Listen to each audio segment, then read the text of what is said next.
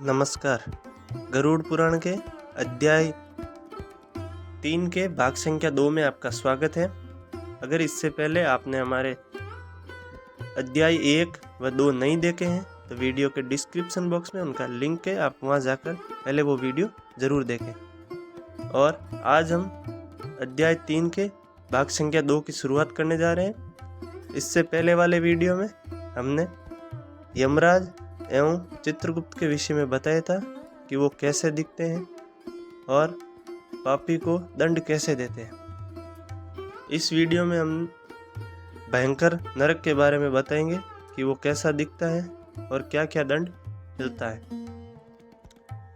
Video शुरू करने से पहले आपसे एक छोटा सा निवेदन है, अगर आप नए हैं तो आप चैनल को सब्सक्राइब करें, वीडियो को लाइक करें ताकि हमारी आने वाली सभी वीडियो की नोटिफिकेशन आपको सबसे पहले मिले।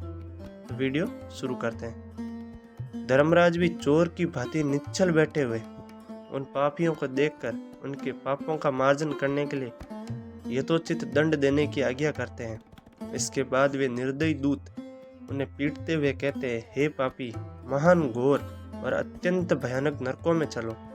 यम के आज्ञाकारी प्रचंड और चंडक आदि नाम वाले दूत एक पास से उन्हें बांधकर नरक की ओर ले जाते हैं।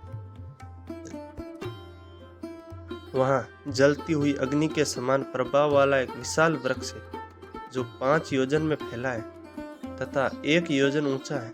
उस वृक्ष में नीचे मुख करके उसे सांकलों से बांधकर वे दूत पीटते हैं। वहां जलते हुए वे रोते हैं, वहां कोई रक्षक नहीं होता। उसी सालमली वृक्ष में भूख और प्यास से पीड़ित तथा यमदूतों द्वारा पीटे जाते हुए अनेक पापी लटकते रहते हैं। वे आश्रय विहीन पापी अंजलि बांधकर कहते, ये यमदूतों, मेरे अपराध को क्षमा कर दो।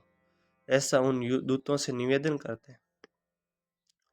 बार बार लोहे की लाठियों, भालों, बर्छियों, गद्दों और मूसलों से उन दूतों के द्वारा वे अत्यधिक मारे जाते हैं। मारने से जब वे चेष्टा रहित और मूर्छित हो जाते हैं तब उन निश्चिष्ट पापियों को देखकर यम के दूत कहते हैं, अरे दुराचारियों, पापियों, तुम लोगों ने दुराचरण क्यों किया? सुलभ होने वाले भी जल और अन्न का दान क्यों नहीं किया? तुम लोगों ने आधा ग्रास भी कभी किसी को नहीं दिया और न ही कुत्ते तथा कौवे के लिए बलि ही दी। अतिथियों का नमस्कार नहीं किया और पितरों का तर्पण नहीं किया। यमराज तथा चित्रगुप्त का उत्तम ध्यान भी नहीं किया और उनके मंत्रों का जप नहीं किया, जिससे तुम्हें ये यातना नहीं होती। यदि कोई तीर्थ यात्रा नहीं की, देवताओं की पूजा भी नहीं की, गृहस्थ श्रम में रहते हुए भी तुमने हंतकार नहीं निकाला, संतों की सेवा नहीं की, इसलिए अब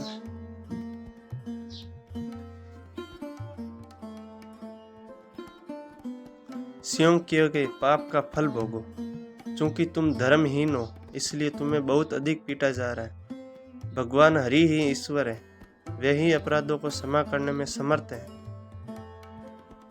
हम तो उन्हीं की आज्ञा से अधिकारियों को दंड देते हैं। ऐसा कहकर वे दूत निर्दयता पूर्वक उन्हें पीटते हैं और उनके पीटे जाने के कारण वे जलते हुए अंगार के समान नीचे गिर जाते हैं। गिरने से उस वृक्ष के पत्तों से उनका शरीर कट जाता है।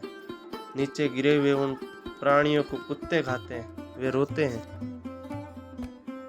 रोते हुए उन पापियों के मुख में यमदूत धूल भर देते हैं तथा कुछ पापियों के विविध पासों से बांधकर भालों से पीटते हैं। कुछ पापी आरे से काष्ठ की भांति 2 टुकड़ों में काट दिए जाते हैं तो कुछ भूमि पर गिराकर कुल्हाड़ी से खंड खंड किए जाते हैं। कुछ को गड्ढे में आधा गाड़ कर सिर में बाणों से भेदन किया जाता है। कुछ दूसरे पैरने वाले यंत्र में डालकर गन्ने की भांति पेरे जाते हैं। कुछ को चारों ओर से जलते हुए अंगारों से युक्त जलती हुई लकड़ी से ढक करके लो पिंडी की भांति धधकाया जाता है। कुछ को घी के खोलते हुए कड़ाह में, कुछ को तेल के कड़ाह में तले जाते हुए बड़े की भांति इधर उधर जलाया जाता है। किन्हीं को मत वाले गजेंद्रों के सम्मुख रास्ते में फेंक दिया जाता है। किन्हीं को हाथ और पैर बांधकर अधोमुख लटकाया जाता है। किन्हीं को कुएं में फेंका जाता है। किन्हीं को पर्वत से गिराया जाता है। किन्हीं को कौओं, गिद्धों और मांस भोजी पक्षियों द्वारा सिरा देश में, नेत्र में और मुख में चोंचों से आघात करके नोचा जाता है। कुछ दूसरे पापियों से ऋण को वापस करने की प्रार्थना करते हुए कहते हैं, मेरा धन दो, मेरा धन दो। यमलोक से मैंने कुछ देख लिया है, मेरा धन तुम्ही ने लिया है। नरक में इस प्रकार विवाद करते हुए पापियों के अंगों से सड़सियों द्वारा मांस नोचकर यमदूत उन्हें देते हैं। इस प्रकार उन पापियों को सम्यक प्रताड़ित करके यम की आज्ञा से यमदूत खींचकर तमिस्र नामक आदि घोर नरकों में फेंक देते हैं। उस वृक्ष के समीप ही बहुत दुखों से परिपूर्ण नरक है, जिसमें प्राप्त होने वाले महान दुखों का वर्णन वाणी से नहीं किया जा सकता। हे आकाशचरित गरुड़, नरकों की संख्या 84 लाख है। उनमें से अत्यंत भयंकर और प्रमुख नरकों की संख्या 21 है, जो क्रमशः इस प्रकार है। तमिस्र, लोह शंकु, महारौरव, सालमली, रौरव, कुड़मल, कालसूत्रक, उत्तिमृतिक, संगात, लोहितोद, सविस, संप्रतापन, महानिरय, काकोल, संजीवन, महापत, अविची, अंतता मिश्र, कुंभीपाक, संप्रतापन तथा तपन, ये 21 नरक है। ये सभी अनेक प्रकार की यातनाओं से परिपूर्ण होने के कारण अनेक वेदों से परिकल्पित है। अनेक प्रकार के पापों का फल इनसे प्राप्त होता है और ये यम के दूतों से प्रतिष्ठित है। इन नरकों में गिरे हुए मूर्ख पापी अधर्मी जीव कल्प पर्यंत उन नरक की यातनाओं को भोगते हैं। तामिश्र और अंततामिश्र आदि रोरवादी नरकों की जो यातनाएं हैं, उन्हें स्त्री और पुरुष पारस्परिक संग से निर्मित कर भोगते हैं। इस प्रकार कुटुंब का भरण पोषण करने वाला तथा अपना पेट भरने वाला भी यहाँ कुटुंब और शरीर दोनों छोड़कर मृत्यु के अनंतर इस प्रकार का फल भोगता है। प्राणियों के साथ द्रोह करके भरण पोषण किए गए अपने शरीर को यहीं छोड़कर पाप कर्म रूपी पाथेय के साथ पापी अकेला ही अंधकार पूर्वक नरक में जाता है। जिसका द्रव्य चोरी चला गया, ऐसे व्यक्ति की भांति पापी पुरुष देव से प्राप्त कुटुंब पोषण के फल को नरक में आतुर होकर भोगता है।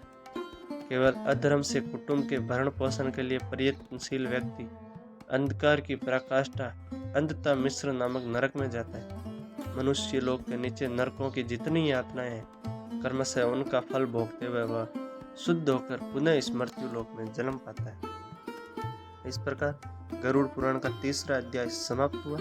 मिलते हैं कल इसी प्रकार 4थे अध्याय के साथ। तब तक धन्यवाद।